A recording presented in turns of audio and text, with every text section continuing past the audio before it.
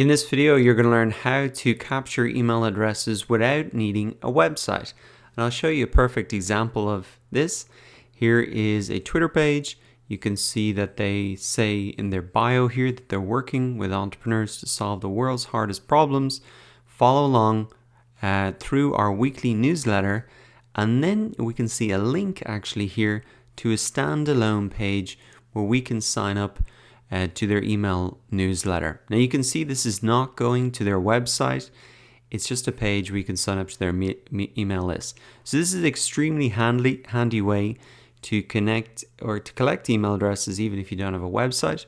And so in order for you to set this up for yourself, you firstly want to log into your MailChimp account and then click into the list that you've created. And you want to come down to sign up forms and then you want to select general forms. Now it's in here that you can design your own standalone page like this. You can see here that they have edited the list name. So if you want to do that, you'd need to go back to the list and edit it there. But then in here, what you can also do is add or remove any fields. So let's say I didn't need to collect their phone number. I could remove that and then click delete and that will be removed.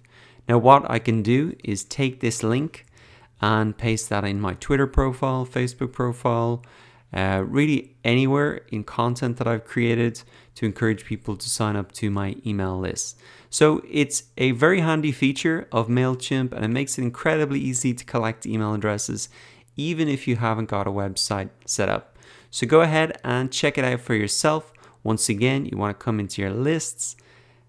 Then you want to come into sign up forms, and to do this you want to look at the general form and you can edit it in there.